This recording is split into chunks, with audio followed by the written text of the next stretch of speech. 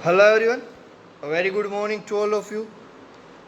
जैसे हमने last session में हमने देखा था, we just completed our types of moulding processes. That means के कितने टाइप्स की मोल्डिंग प्रोसेसेस थी, उसके बारे में डिस्कशन किया था। जैसे कि सैंड मोल्डिंग मटेरियल के हिसाब से देखें तो green sand, dry sand, loam sand, right, skin dry. According to the method we just seen floor type, batch type, pit type, machine type. So these all are the cell molding processes. Today we will discuss something about the cell molding process. It is one of the most important question according to the GTU. So 4 to 5 time आपको ये paper में generally ये देखने को मिलता ही है कि ये क्वेश्चंस होता है। तो सबसे पहले सेल मोल्डिंग क्या है? तो सेल मोल्डिंग एक जो मोल्ड है वो बनाने की एक मेथड है। इसको सेल मोल्डिंग कास्टिंग भी बोला जाता है। इससे ही कास्टिंग प्रोसेस भी हम कर सकते हैं, राइट। सेल मोल्डिंग प्रोसेस एक बहुत ही अच्छी एंड सिंपल टाइप की प्रोसेस है जिसमें 2 पार्ट में प्रोडक्ट बनाई जाती है, फिर उसको जॉइंट किया जाता है। तो देखते हैं कि there are 6 steps in the shell moulding process. First is creation of pattern, second is mold creation, third is mold assembly, fourth is puring, fifth is cooling and sixth is removal or casting process। ठीक है, 6 step में cell moulding process होती है। जो पहला step है वो ये है कि क्रिएशन ऑफ पैटर्न, मतलब एक पैटर्न बनाई जाएगी। यहाँ पे जो पैटर्न बनाई जाएगी उसका जो मटेरियल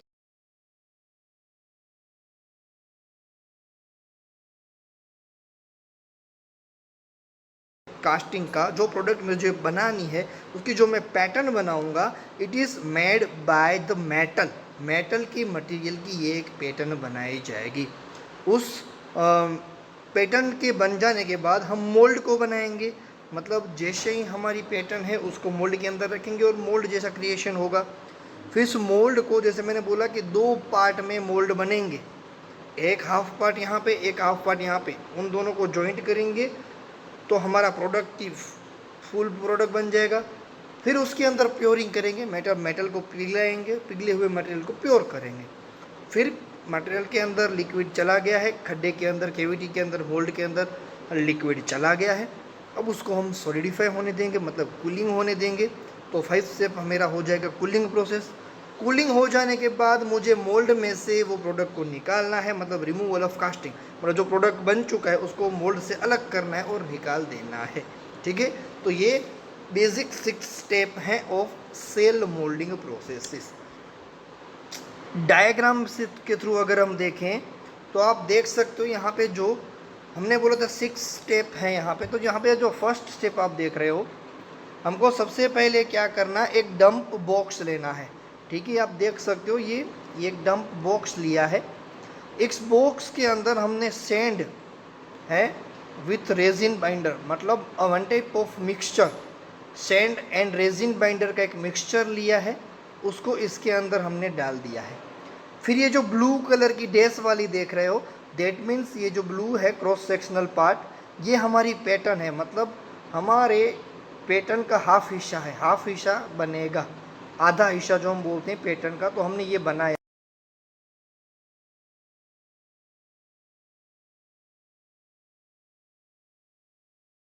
इस मेटल वाली प्लेट को क्लैंप करने से पहले इस मेटल की प्लेट को हम 150 से लेके 200 तक हीट कर देंगे। ठीक है, सबसे पहले क्या किया, हमने डंप बॉक्स लिया, उसके अंदर हमने सैंड डाल दिया, सैंड के साथ थोड़ा मिक्सचर डाला, दैट इज़ रेजिन बाइंडर्स। ठीक है, उसको यहाँ पे रख दिया है। फिर एक मेटल की पैटर्न ली, जो भी शेप चाहिए उस मेटल के अंदर दे दिया है। उस जो मेटल की पैटर्न है उसको हीट कर दिया near about 150 to 200 degree celsius. Heat करने के बाद उसको उसके अंदर क्लैंप कर देंगे। क्लैंपिंग हो गया, मतलब मेरा फर्स्ट स्टेप कंप्लीट हो गया, पैटर्न बन चुकी है। अब मोल्ड बनाना है, सेकंड स्टेप। मोल्ड बनाने के लिए मैं क्या करूँ, इस डंप बॉक्स को उल्टा कर दूंगा। ठीक है, उल्टा कर दूंगा। जैसे ही उल्टा करूँगा सेकंड सिचुएशन इस तरह से आ जाएगी। मेरी जो पैटर्न बनी है मेटल की, जो बहुत ही ज़्यादा हीटेड है, यहाँ पे जो सैंड था वो सैंड इसके ऊपर जाएगा। मैं ये 2 से 3 मिनट या 4 मिनट, ठीक है, उसको ऐसे ही रखूँगा। फिर क्या करूँगा, फिर से इस डंप बॉक्स को सीधा कर दूंगा, तो मेरी डायरेक्टली थर्ड स्टेप बन जाएगा। जैसे मैं सीधा करूँगा, थोड़ी बहुत सी जो सैंड है ये पार्टिकल नीचे जाएंगे, बाकी की जो पार्टिकल है वो कुछ इस तरीके से यहाँ पे चिपक जाएंगे। ठीक है, चिपक जाएंगे मतलब मेरा ये मोल्ड बन चुका है सैंड का। ये जो आप देख रहे हो सैंड जैसे कलर का, वो मेरा मोल्ड बन चुका है। ठीक है, अब मैं क्या करूँगा, यहाँ से डंप बॉक्स में से ये जो पैटर्न है उसको क्लैंप की है उसको निकाल लूँगा, उसके साथ मोल्ड भी निकल जाएगा, मतलब दोनों एक साथ निकलेंगे। अब उसको निकालने के बाद में फोर्थ स्टेप, ये पैटर्न को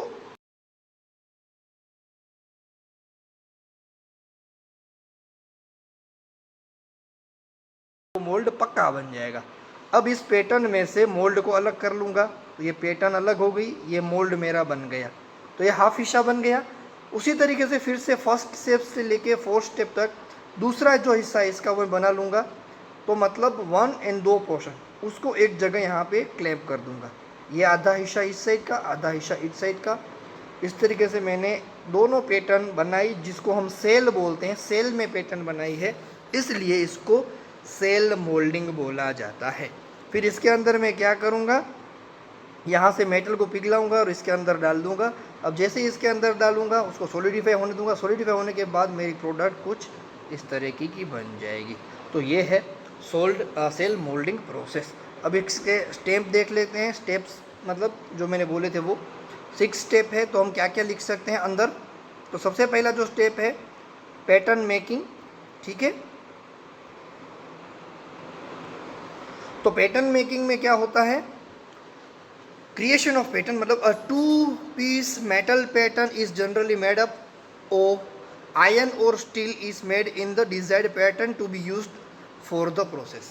ये जो प्रोसेस होने वाली है जिसमें हम पैटर्न यूज़ करेंगे वो पैटर्न एक मेटल की बनाई जाएगी। मेटल भी कौन सा, आयरन या तो स्टील, दोनों में से कोई भी मेटल की हम पैटर्न बना देंगे इस प्रोसेस के लिए। In case of working with reactive metal graphite is used in the creation of pattern. कई कबार कई केस में रिएक्टिव की वजह से जो मेटालिक ग्रेफाइट जो चीज़ होती है उसकी रिएक्टिव की वजह से मेटल भी, ग्रेफाइट भी यूज़ किया जाता है। मोल्ड क्रिएशन, तो ये हमारी होगी पहले क्रिएशन ऑफ पैटर्न।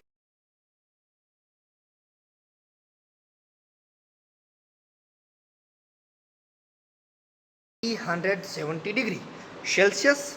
उसके बाद हम क्या करेंगे, जो भी पैटर्न है उसको हम क्या करेंगे 175 से लेके 370 डिग्री सेल्सियस तक उसको हिट कर देंगे and coating with lubricant for easy of removal, और उसके ऊपर एक कोटिंग हो जाएगी। The heated piece are then attach to a dump box which is inverted to coat the piece with sand and resin binder. उसके बाद जो भी रिजाइन मतलब रेजिन बाइंडर मिक्सचर और जो सैंड मैंने बाइंडर है वो मिक्सचर जो डंप बॉक्स के अंदर रखा हुआ है उसको मैं उल्टा करूँगा। जैसे ही इन्वर्ट करूँगा मतलब उल्टी डायरेक्शन में उसको घुमाऊँगा, मेरा जो मेटल की जो प्लेट थी जो हीटेड थी वन नियर अबाउट 175 से लेके 370 डिग्री तक, उसके ऊपर उसके कांटेक्ट में मेरा जो रेजिन बाइंडर्स और जो सैंड थी वो कांटेक्ट में आएगी।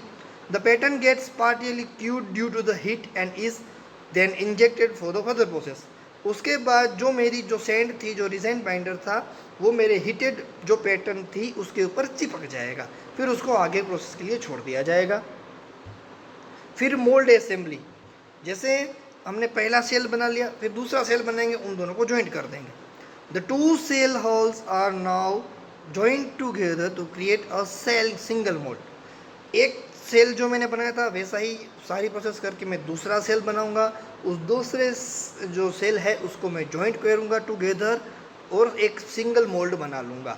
The mould is now inserted in a flask backup bye supporting material. फिर इन दोनों जो मोल्ड को मैंने क्लैम्प किया है उसको मैं डंप बॉक्स के अंदर डाल दूंगा और उसके अंदर सैंड डाल दूंगा, मतलब डंप बॉक्स के अंदर, और उसके अंदर मैं मोल्ड फिक्स कर दूंगा, तो मेरी मोल्ड की असेंबली हो जाएगी। फिर प्योरिंग, प्योरिंग मतलब पिघला हुआ मटेरियल उसके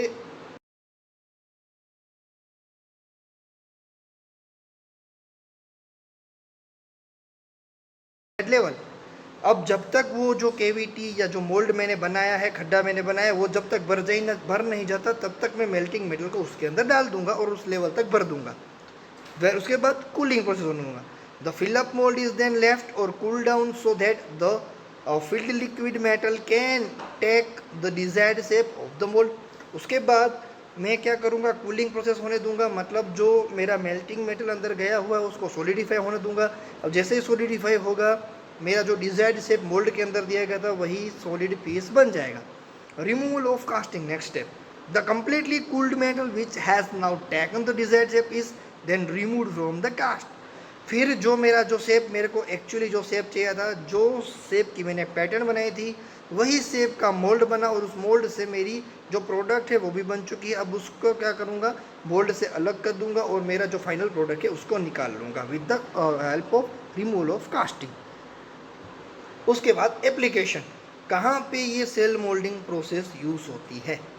this types of moulding is widely use where small medium size precision items are to be manufacture. ये जो सेल मोल्डिंग प्रोसेस है, ये मोल्डिंग प्रोसेस वहाँ पे सबसे ज़्यादा यूज़ होती है जहाँ पे मीडियम साइज़ या तो स्मॉल साइज़ की प्रिसीजन मतलब एक्यूरेंसी वाली आइटम बनानी होती है या एक्यूरेंसी वाली प्रोसेस मैन्युफैक्चर करनी होती है। It is heavily use in the manufacturing of component for the automobile industry. Generally ये सबसे ज़्यादा जो यूसेज है इसका वो ऑटोमोबाइल इंडस्ट्री में होते हैं। जो ऑटोमोबाइल्स के जितने भी पार्ट्स बनते हैं जनरली, तो उस पार्ट्स को बनाने के लिए सेल मोल्डिंग यूज़ होता है। It is preferred method for the manufacturing of gear road, cylinder assembly and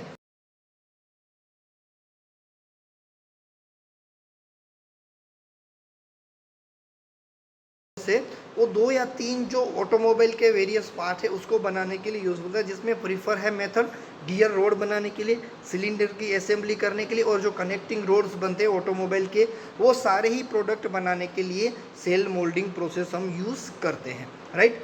so I hope आज आप हमारा जो टॉपिक है सेल मोल्डिंग उसके बारे में आपको समझ में आ गया होगा। इसके पीछे एक छोटा सा वीडियो भी अटैच किया है, तो आई थिंक आपको वो देखने के बाद और कोई डाउट होंगे तो वो भी क्लियरिफाई होगा, पिक्चर भी क्लियरिफाई होगा।